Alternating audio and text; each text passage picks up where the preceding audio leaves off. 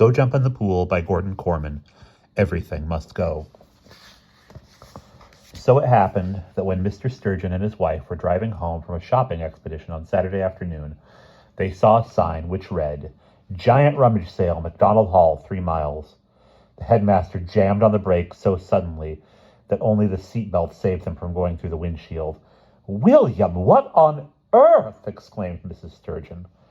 "I have no idea," said her husband coldly. "I can only hope there is another McDonald Hall." "Oh, that," said Mrs. Sturgeon with a little laugh. "You mean you knew?" "Well, yes," she replied. "The boys came to me for rummage. I can't see any harm in their having a rummage sale to raise money for the swimming pool." "Why didn't they come and ask me for permission?" the headmaster demanded angrily. "Don't be silly, dear," she replied airily. "You know perfectly well you'd have said no. Those boys aren't stupid." Mr. Sturgeon stomped out of the car, pulled up to the sign, and tossed it into the trunk. "That's the end of that," he declared firmly. His wife just smiled. A little farther along, she noticed another of Chris Talbot's signs coming up on the right. "That little light on the dashboard," she said hastily. "The one that says oil. It's been flickering. Perhaps you'd better keep an eye on it." With one anxious eye on the dashboard and the other watching the road, Mr. Sturgeon failed to see the sign. It read, "Don't miss it. McDonald Hall Rummage Sale, 1 mile. Behind the cash box, Bruno Walton took in money and surveyed the campus with great satisfaction. Cars were parked on both sides of the long driveway and along the soft shoulder of the highway, and the sales tables were crowded with people. Bruno had a right to be pleased. His rummage sale had attracted not only the staff and students from both McDonald Hall and Miss Scrimmage's, but also a good deal of passing trade. There were older people who had been out for a leisurely drive, young people with small children, and many of the families from neighboring farms and villages. Bruno was doubly happy, for safe and warm in his pocket was his lucky penny, a bargain buy at only 35 cents.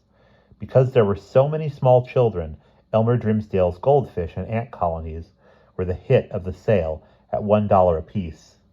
The enterprising Mark Davies had printed up sheets entitled "The Care and Feeding of Your Goldfish and How to Care for Your Ant Colony." These were selling for an additional 10 cents and contained as much technical information as Mark knew, mainly "Don't take your fish out of water" and "Don't put your ants in water." No one had thought to put price tags on the merchandise, but Bruno had quickly made up for that by writing "price catalog" on a blank notebook and studiously pretending to look up each item as it was brought to the cash table. Bruno was very agreeable, though, and if a customer complained that the price was too high, he happily dropped it because, as he explained, everything must go. Kathy Burton hurried up to the cash table. "Well, we've sold all the jewelry," she announced happily. "We even sold the tablecloth." "Boots will be thrilled," replied Bruno. "That was the sheet off his bed." "How are we doing?" "We've got a fortune here," Bruno exclaimed. He pointed to the crowd. "Look, I can see somebody coming with that hideous lamp you girls brought. We should have saved our breakfast garbage. People will buy anything." The crowd parted to make way for Miss Scrimmage, who was carrying a garishly painted hurricane lamp in her arms. "It seems a shame to make her pay for it," Kathy commented. "She already bought it once." Bruno's head whipped around. "You mean it's hers?" Kathy shrugged. "We liberated it from her sitting room." It was too late for Bruno to say anything else. Miss Scrimmage was upon him. "Dear boy, I can't tell you how pleased I am at finding this marvelous antique. It's a perfect match for one I already have. What are you asking for it, and wherever did you find it?" Bruno looked around desperately. Kathy had drifted off into the crowd. "Would $2 be too much?" he stammered. "Dear boy, you'll never make money if you're not a better businessman. Here is $10, and I'm happy to pay it." She handed him 2 $5 bills. Boots came running up as Miss Scrimmage moved away. "The fish is here," he announced. "Those girls," Bruno gasped, half in laughter, half in tears. "They swiped Miss Scrimmage's lamp, and she just gave me $10 for it, and now she thinks she's got a pair, and never mind that," groaned Boots. "They did the same thing with her shotgun. Wilbur opened up another cache on the other side, and some lady just gave him $35 for it." Bruno held his head and watched Mr. Sturgeon's blue Plymouth. and watched as Mr. Sturgeon's blue Plymouth inched its way up the crowded driveway. "William, calm down," said Mrs. Sturgeon soothingly. "I am calm," insisted the headmaster as he finally found a place to park. "I shall remain calm until I get my hands on the boys responsible for this flea market." "William," she argued, "you know they're only doing it for you and the school. I think you should be proud of them." Mr. Sturgeon said nothing, with his wife right behind him, pointing out the virtues of the boys who worked so hard for all this. He plowed through the crowd toward the cash table where Bruno Walton was seated. Halfway there, he ran into James R. Snow, chairman of the board of directors at MacDonald Hall. Mr. Snow was examining a framed paint-by-numbers painting of a rather cross-eyed dog when he caught sight of Mr. and Mrs. Sturgeon. "William, good afternoon, Mildred," Mr. Snow greeted them. "Congratulations! You must be very proud of your boys for putting together this marvelous sale and to raise money for the school. Such loyalty, such school spirit." The headmaster's jaw dropped, but he managed to rise to the occasion. "Oh, yes, Jim. Very proud indeed." "As a matter of fact," Mr. Snow continued, "I've managed to pick up some real bargains." He held up an old brass umbrella stand. "Look at this beautiful antique for only $3. Mr. Sturgeon feigned a smile. "Lovely, Jim, just lovely. It seems that you are doing well," he turned to his wife. "Mildred, shall we browse?" Mrs. Sturgeon followed her husband through the crowd toward some of the display tables. When they were out of Mr. Snow's hearing, the headmaster addressed his wife. "Mildred, that umbrella holder was a wedding present from my great-aunt Agatha." "Yes, dear, I know that," she replied, "and I've always hated it. But did you hear what Jim Snow said about the sale? He's always so quick to understand the essential points, isn't he, dear?" Mr. Sturgeon did not reply because he was busy watching Bruno close another deal with Miss Scrimmage. She was buying his favorite old chair, the one he used in his basement retreat. He glared at his wife, his mouth opened and closed several times, but no sound came out. Mrs. Sturgeon just continued smiling. Having managed to lose his wife in the crowd at last, Mr. Sturgeon came face to face with Bruno Walton. "I trust business is going well," he said, not without some sarcasm. "Hello, sir," Bruno greeted him heartily. "I'm glad you could make it. We're really doing great. We'll have enough money for a pool in no time." "May I ask what your business hours are?" Mr. Sturgeon consulted his watch. "It's only an hour until dinner. When does the sale end?" "When we've sold everything, of course," Bruno replied cheerfully. "Everything must go. That's our motto." "Well, Walton, you have 15 minutes in which to reach that goal. After that, I want everything and everybody off this lawn. The sale is over." "Yes, sir," said Bruno, much subdued. "Also," the headmaster went on, "I would like to see you and O'Neill in my office this evening at 7:30. Please be punctual." As Mr. Sturgeon walked off into the crowd in search of his wife. Bruno stood up on the sales table and cupped his hands to his mouth. 15 minutes, he roared. 15 minutes of fabulous bargains, 15 minutes to closing. Across the way, he heard the foghorn voice of Wilbur Hackenschlemmer taking up the cry. In a little while, the campus was cleared. $713.15, Bruno Walton reported to the fundraising committee. At dinner that evening, he indicated 4 large buckets on the floor under the table. "It's all in there. Boots and I just finished counting it."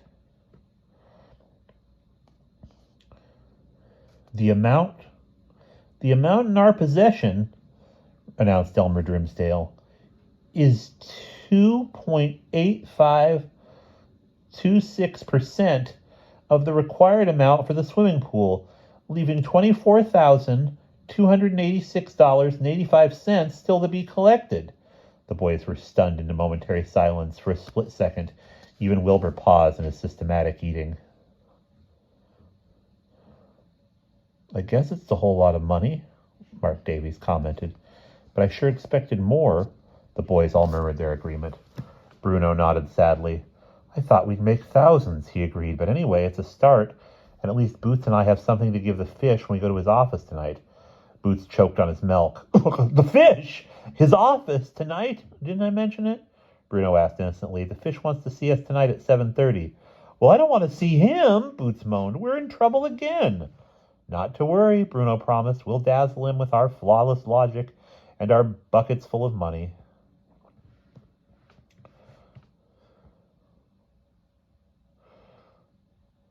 I know about the money, said Boots. But would you like to let me in on the logic? Certainly, Bruno replied. Logic dictates that if anything threatens the sanctity of McDonald Hall, the threat must be eliminated. Besides, the fish wants a pool too. He said so. And he'll be thrilled with our $713, Boots said sarcastically. And 15 cents, added Bruno. Yes, he will, because there's plenty more where that came from. Chris Talbot got up to leave the table. I think I may be sick, he said. Bruno looked at his watch. It's 7:15. Let's go. Grabbing 2 buckets each, he and Boots headed toward the faculty building. Mrs. Davis was out, but the office door was open, allowing Mr. Sturgeon to watch their arrival. Come in, he said impatiently, ushering them in and seating them on the hard wooden bench they had occupied so many times before. His eyes fell on the 4 money buckets, and a smile tugged at the corner of his thin mouth, but his expression remained severe. Bruno spoke up bravely.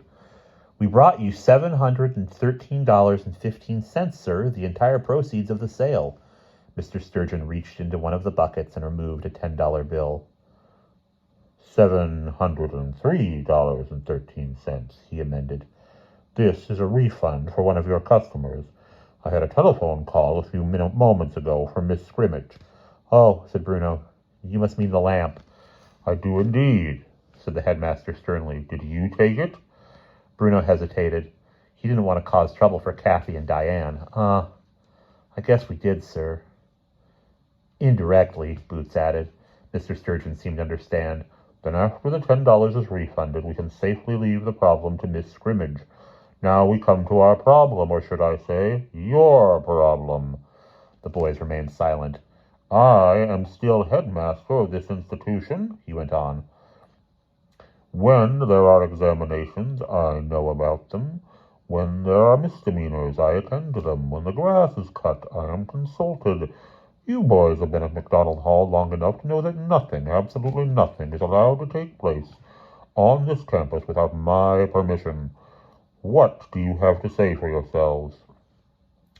We thought it would be a happy surprise for you, sir, said Bruno meekly. When you found out we were raising money for the pool, Mr. Sturgeon nodded.